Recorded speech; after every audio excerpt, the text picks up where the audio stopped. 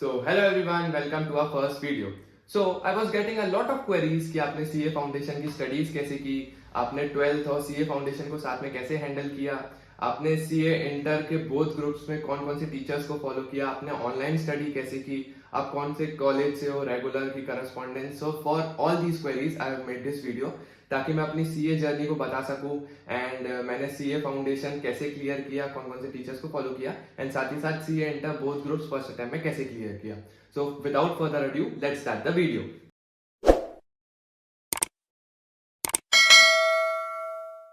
So now let's talk about my CA journey. So जब मैंने अपनी क्लास 10th को क्लियर किया ईयर 2020 में, तो मैंने डिसाइड किया था कि क्लास 11 में मैं कॉमर्स स्ट्रीम लूंगा. सो मेरा एम्बिशन था कि मुझे CA करना है आगे. तो उसके बाद क्लास 11th में अकाउंट्स और इकोनॉमिक्स का बेसिक था, लेकिन बहुत सारे बच्चे उसको स्किप कर देते हैं. उनको लगता है कि क्लास 11th इतनी इंपॉर्टेंट नहीं है, क्लास 12th बोर्ड्स है तो वो ज़्यादा इंपॉर्टेंट है. लेकिन जो क्लास 11th के बेसिक्स होते हैं वो बहुत ज़्यादा इंपॉर्टेंट है. अगर वो अच्छे से समझ में ना आए तो क्लास 12th और CA फाउंडेशन में बहुत ज़्यादा दिक्कत होती है.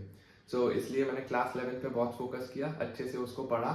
देन क्लास 11th हुआ, उसके बाद क्लास 12th में मेरे पास बहुत बड़ा चैलेंज था क्योंकि मुझे क्लास 12th और CA फाउंडेशन साथ में करना था. ठीक है. सो क्लास 12th के जो मेरे एग्जाम्स थे, मतलब जो मेरे बैच के एग्जाम्स थे, वो टर्म 1 और टर्म 2 में हुए थे. सो जो क्लास 12th का एग्जाम हुआ था वो हुआ था मई 2022 में, और जो फाउंडेशन का एग्जाम था वो था जून 22 में. तो मेरा जो गैप था, मतलब जो 12th के एग्जाम लास्ट एग्जाम का और जो फाउंडेशन का एग्जाम का, वो सिर्फ 10 डेज का था. सो मेरे लिए बहुत ज़्यादा हेक्टिक हो गया था वो. सो मैंने उसको कैसे भी मैनेज किया एंड अच्छे से स्टडीज़ की. सो मेरा वो फर्स्ट अटैम्प्ट में क्लियर हो गया था. उसके बाद मेरे पास और बड़ा चैलेंज था कि मुझे CA इंटर करना है. सो उसके लिए मेरे पास 8 मंथ्स का पीरियड था, तो उसको मैंने किया. तो मेरे पास एक और चीज़ थी कि मैं एक ग्रुप करूँ, बोथ ग्रुप्स करूँ, तो वो बहुत ज़्यादा कंफ्यूजिंग सा था. जिनसे मैं पढ़ता था अनअकैडमी से, उन्होंने बोला था अभी तुम स्टार्ट करो, ग्रुप 1 करो. जैसे जैसे तुमको अगर लगेगा कि बहुत ज़्यादा मुश्किल हो रहा है तो तुम एक ग्रुप ही करना, लेकिन अगर तुम हैंडल कर सकते हो तो तुम बोथ ग्रुप के लिए जा सकते हो, क्योंकि वो बेनिफिशियल भी होता है. तुम्हारे 6 मंथ्स भी बच जाते हैं एंड साथ साथ तुम्हारे पास अपॉर्चुनिटी भी होती है आर्टिकलशिप में बिग 4 में जाने की. सो मैंने वो सोच के किया एंड 8 मंथ्स में काफ़ी मेहनत की एंड बहुत सारी पार्टी स्किप की, बहुत सारी चीज़ें स्किप की.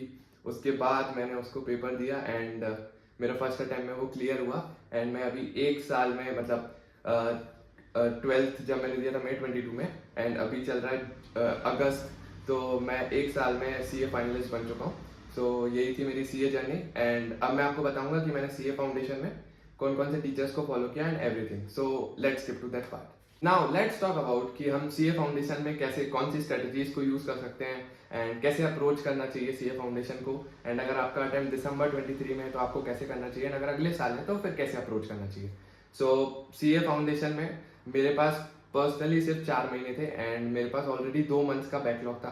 सो मैंने उसको पहले 2 मंथ के बैकलॉग को कंप्लीट किया था. उसके बाद 3 महीने मैंने स्टडीज की थी एंड 1 महीने रिवीजन को टाइम दिया था. सो सबसे पहले मैं सब्जेक्ट वाइज बात करता हूँ. सो मैंने पर्सनली यूट्यूब से किया था विदाउट सब्सक्रिप्शन. यूट्यूब में जो भी टीचर्स, जो अनअकैडमी के टीचर्स हैं, वो फ्री में पढ़ाते थे, बिल्कुल लाइन वाइज, मतलब सब्जेक्ट वाइज पढ़ाते थे एंड रिवीजन सीरीज भी रखते थे, वो MCQs भी करवाते थे एंड एवरीथिंग. सो यूट्यूब से मैंने स्टार्ट किया था. सो पहला सब्जेक्ट था अकाउंट्स का, तो वो मैंने किया था अंशुल सर से. सो अंशुल सर ने जितने भी कॉन्सेप्ट थे, पहले उन्होंने कॉन्सेप्ट क्लैरिटी करवाई थी एंड देन बहुत सारे क्वेश्चंस की प्रैक्टिस करवाई थी. वो अलग अलग सेशंस लेते थे. एक सेशन था डरना ज़रूरी है, उसमें जितने भी मॉड्यूल के इंपॉर्टेंट क्वेश्चंस हैं या जो ऐसे क्वेश्चंस हैं जिनसे बच्चों को डर लगता है, सो वो वाले वो क्वेश्चंस करवाते थे. एंड देन अकाउंट्स में इतनी ज़्यादा सबको प्रॉब्लम नहीं होती है क्योंकि वो 12th का ही होता है एंड किसी किसी को शेयर्स में प्रॉब्लम होती है, किसी को डिवेंचर्स में एंड किसी किसी को पार्टनरशिप वाली चीज़ में भी प्रॉब्लम होती है. सो उसको अगर आप अच्छे से हैंडल कर ले तो अकाउंट अच्छे से निकल जाता है एंड बहुत सारे लोगों को उसमें एग्जेम्पशन भी आ जाती है. सेकंड जो सबके लिए बिल्कुल नया होता है वो होता है बिजनेस लॉ, क्योंकि बिजनेस लॉ में उसकी लैंग्वेज, इतने सारे सेक्शंस, तो उसमें बहुत ज़्यादा प्रॉब्लम होती है. सो इसको सबसे ज़्यादा जो इजी करवाया था वो करवाया था इंद्रेश गांधी सर ने. उन्होंने बहुत अच्छे से बिल्कुल लाइन बाय लाइन मॉड्यूल के वो लाइन बाय लाइन समझाते थे. उनके एग्जाम्पल्स सबसे बेस्ट रहते थे. मतलब वो बिल्कुल ऐसे कहानी के तरीके से समझाते थे कि जब भी आप ऐसे एग्जाम में जाते थे तो आपको वो कहानी या फिर वो गाना याद आता था जो उन्होंने समझाया था वो मॉड्यूल से. सो वो बिल्कुल मॉड्यूल को कवर करते थे एंड देन वो PYQs MTPs सब कवर करवाते थे एंड वो क्वेश्चन राइटिंग प्रैक्टिस भी करवाते थे। सो बहुत अच्छे से करवाया था एंड इनफैक्ट वो यूट्यूब पे। सो बहुत अच्छा था ये तो बिल्कुल। एंड देन थर्ड जो सब्जेक्ट था वो था मैथमेटिक्स, जिसको बहुत सारे बच्चों को जिनसे प्रॉब्लम होती है, मैं भी वो उनमें से एक था। सो मैथमेटिक्स से बहुत ज़्यादा प्रॉब्लम थी। सो मेरा जो डर कम करवाया वो करवाया था निशांत सर ने। निशांत सर ने एक एक कॉन्सेप्ट एक एक क्वेश्चन मॉड्यूल का अच्छे से करवाया था एंड जो जो एम्बिगुअस क्वेश्चन होते हैं, जो जो इम्पोर्टेंट क्वेश्चन होते हैं वो मार्क करवाते जाते थे एंड वो सॉल्व करवाते जाते थे बार बार। वो बहुत सारी अलग अलग सीरीज लेते थे, MPL लेते थे एंड बहुत सारी सीरीज लेते थे जिससे वो बहुत सारे क्वेश्चन सॉल्व करवा सकें, MCQ सॉल्व करवा सकें। सो मैथमेटिक्स मेरे लिए उन्होंने बहुत आसान कर दिया था एंड जब रिवीजन का टाइम था उन्होंने एक रिवीजन का चार्ट बनवाया था हर चैप्टर के लिए, जिसमें वो सारे इंपॉर्टेंट क्वेश्चंस इंपॉर्टेंट फॉर्मूलाज लिखवाते थे। सो वो बहुत अच्छा था। देन लास्ट जो सब्जेक्ट था वो था बिजनेस इकोनॉमिक्स, जो मोनीश वोरा सर ने करवाया था। वो मोनीश वोरा सर ने उसको भी बहुत आसान कर दिया था, खासकर कि जो BCK का चैप्टर 3 होता था वो उन्होंने पूरा निमोनिक्स बता के पूरा अच्छे से कवर करवाया था। जितनी भी कंपनीज के नेम है, उसके CEO के फाउंडर के नेम उन्होंने अच्छे से याद करवा दिए थे एंड एवरीथिंग। सो बहुत अच्छा था। माइक्रो इकोनॉमिक्स उन्होंने बहुत आसान करवा दिया था, बहुत ज़्यादा, मतलब बिल्कुल सब याद आता था एंड बहुत ज़्यादा इजी हो गया था वो। इन 4 टीचर्स को मैंने फॉलो किया था एंड इन्होंने पढ़ाई को बहुत ज़्यादा ईजी कर दिया था। अब मैं कुछ आपको टिप्स बताऊंगा जो आपको CA फाउंडेशन में बहुत ज़्यादा हेल्प करेगी। सबसे पहले आपको MTP PYQ RTP बहुत अच्छे से सॉल्व करना है। पिछले 5-6 अटेम्प्ट के आप सॉल्व कीजिए, बहुत ज़्यादा इजी पड़ेगा। सेकंड, आपको मॉड्यूल को ही रेफर करना है। मॉड्यूल ही हमारा बाइबल है, गीता है, जो आप बोलिए। सो आप उसको बिल्कुल अच्छे से जितनी बार पढ़ सकते हैं आप उसको पढ़िए, क्योंकि क्वेश्चंस उसी से फ्रेम होते हैं एंड उसी से आते हैं। एंड जो बिजनेस लॉ है उसको तो आप ट्राई कीजिए, रोज सुबह उठ के 1-2 घंटा पढ़ते रहिए, क्योंकि जब तक आपको उसकी लैंग्वेज समझ में आएगी आपको उसके मार्क्स नहीं मिलेंगे।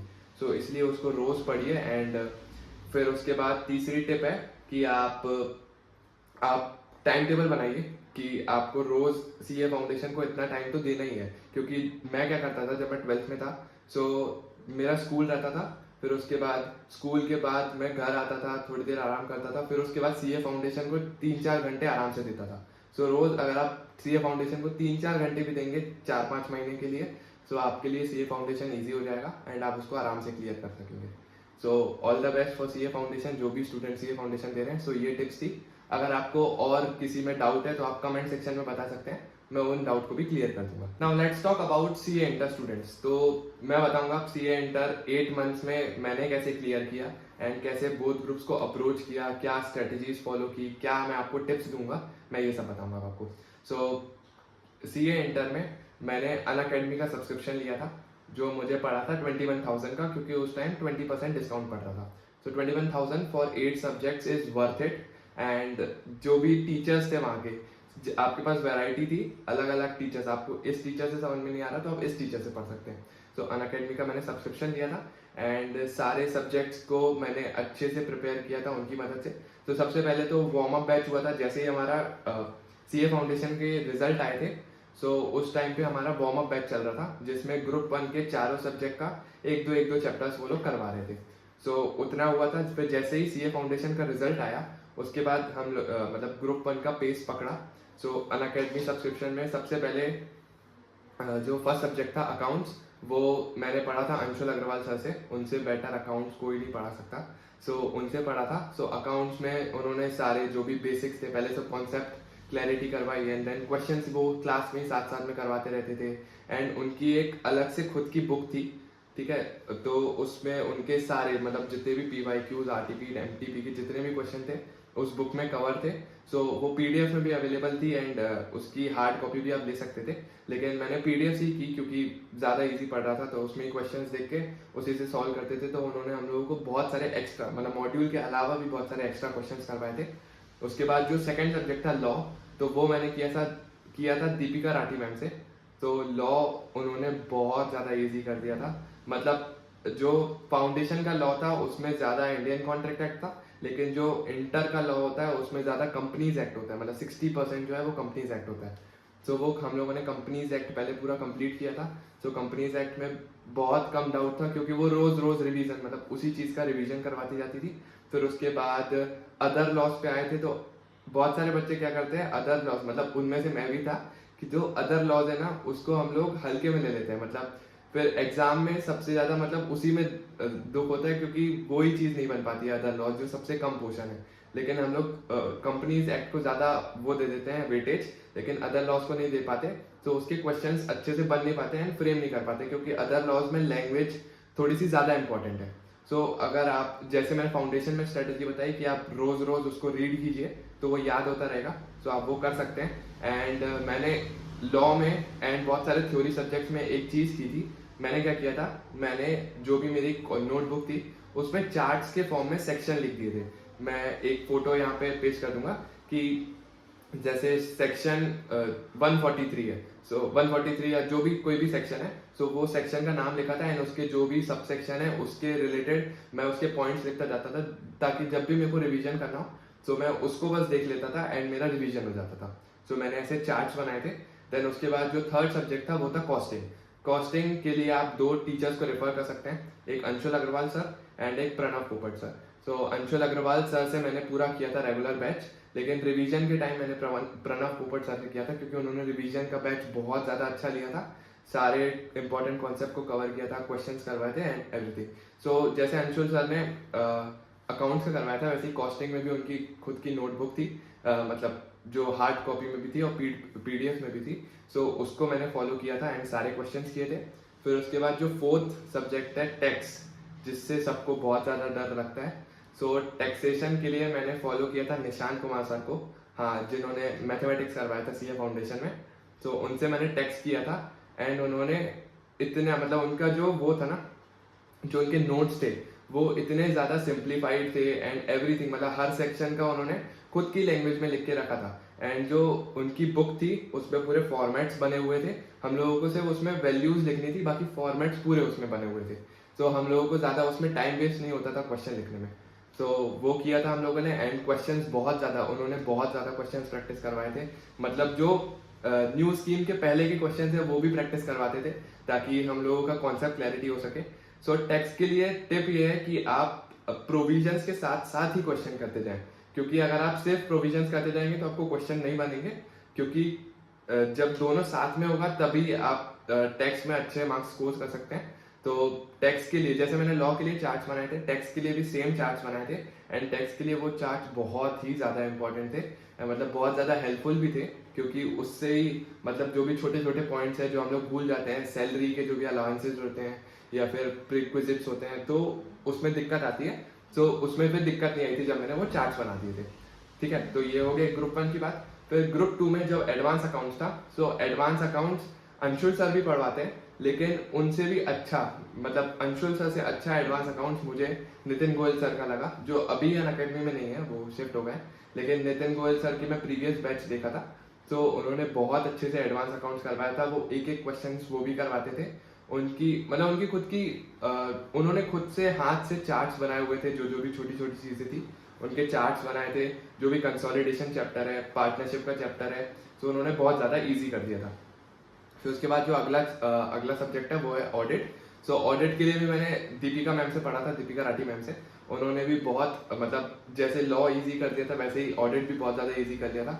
ऑडिट में दिक्कत ये होती है, वो बहुत ज़्यादा टेक्निकल सा होता है, सो उसकी लैंग्वेज जो है उसमें बहुत ज़्यादा दिक्कत होती है। तो आप ट्राई करना, लॉ तो फिर भी फाउंडेशन से आते हैं तो उसकी लैंग्वेज फिर भी बनने लगती है, लेकिन ऑडिट की थोड़ी लैंग्वेज टफ हो जाती है। तो आप ट्राई करना कि जो भी पीवाईक्यूज एमटीपीज हैं उनको साथ साथ करते रहना, ताकि क्वेश्चन प्रैक्टिस भी होती रहे। ईआईएसएसएम के लिए मैंने फॉलो किया था किशन सर को।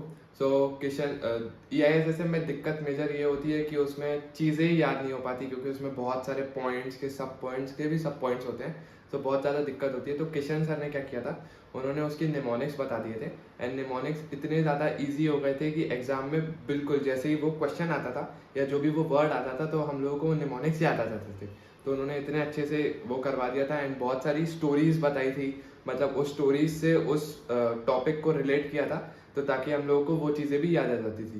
तो ऐसे करके ईआईएसएसएम किया था। सो ईआईएसएसएम में आपको बहुत ज़्यादा बोरिंग सा लगेगा एंड आप बहुत देर तक उसको नहीं पढ़ सकते हो, मतलब ये रियलिटी आप बहुत देर तक नहीं पढ़ सकते हो। तो आप ट्राई करना कि आधा एक घंटा उसको पढ़ा, फिर दूसरा सब्जेक्ट उठा लिया, फिर आधा एक घंटा पढ़ा, फिर दूसरा सब्जेक्ट। तो ऐसे करके अगर आप करोगे तो वो होता भी जाएगा एंड बोर भी नहीं होगे आप उस सब्जेक्ट से। सो इसलिए EASSM को ऐसे करना है। एंड जो लास्ट जो सब्जेक्ट था वो था FME को। सो उसके लिए मैंने मतलब जिनसे पढ़ा था वो थे मोनीश वरा सर, जो फाउंडेशन में बिजनेस इको करवाते थे। सो उन्होंने FM को बहुत ज़्यादा इजी कर दिया था। मतलब वो हैंड रिटन नोट्स करवाते थे, हैंड रिटन नोट्स लिखवाते थे। एंड उन जो मैंने जिन दो टीचर्स की मैंने जो नोट्स लिए थे वो थे एक EISSM के लिए एंड एक FMECO के लिए। FMECO के लिए जो MB सर थे उनकी खुद की बुक थी। सो उसमें सारे जितने भी PYQs, MTPs, RTPs थे उनके सारे क्वेश्चंस मेंशन थे, वो भी टॉपिक वाइज। मतलब इस टॉपिक के इस क्वेश्चन एंड इस टॉपिक का ये क्वेश्चन, तो ऐसे मेंशन थे। फिर उसके बाद EISSM की जो मैंने मॉड्यूल ली थी, मतलब जो बुक ली थी सर की, किशन सर की, सो उसमें अलग से MCQ बुकलेट भी अलग से थी एंड जो भी क्वेश्चंस थे वो भी अलग से थे एंड उनके नोट्स बहुत कलरफुल थे। तो मैं अगर हो सके तो मैं यहाँ पे पेस्ट कर दूंगा वो नोट्स की फोटो। उनके नोट्स बहुत ज़्यादा कलरफुल थे, तो आपका एक इंटरेस्ट भी बना रहता था कि हाँ मतलब इसको ऐसे पढ़ सकते हैं। सो बोर भी नहीं होते थे ज़्यादा जल्दी, तो मैं उन नोट्स को रेफर करता था। सो ऐसे EISSM और FME को ऐसे किया था। सो CA इंटर की ये स्ट्रेटजी फॉलो की थी। एंड सबसे एक मेजर टिप देनी है कि मैं CA इंटर में क्या करता था, जो भी मेरे पास एक डायरी थी तो उसमें मैं टाइम नोट करते जाता था कि मैंने इस सब्जेक्ट को इतना टाइम पढ़ा, इस सब्जेक्ट को इतना टाइम पढ़ा एंड इस सब्जेक्ट को इतना टाइम पढ़ा। तो इस वजह से मेरे पास हर दिन का एक नोट रहता था कि मैंने इस दिन इतने आवर्स पढ़ा, इस दिन इतने आवर्स पढ़ा। सो मेरे को एक आइडिया हो जाता था कि मतलब मैं सही ट्रैक पे हूँ कि नहीं हूँ। क्योंकि क्या होता है कि हम कुछ दिन 8, 9, 10 घंटे पढ़ते हैं, फिर बीच में फिर वो 3, 4 घंटे हो जाते हैं, तो वो कंसिस्टेंसी मेंटेन नहीं हो पाती है। सो इसलिए वो एक नोट रखता था। सो ऐसे किया था मैंने। एंड अगर आपको CA इंटर में और जो भी डाउट्स हो और जो भी प्रॉब्लम्स हो, आप कमेंट सेक्शन में बता सकते हैं। मैं उसकी एक सेपरेट वीडियो ले आऊँगा ताकि आपको हेल्प हो सकेगी। So thank you for watching the video. Do subscribe, like and share the video and thank you for watching.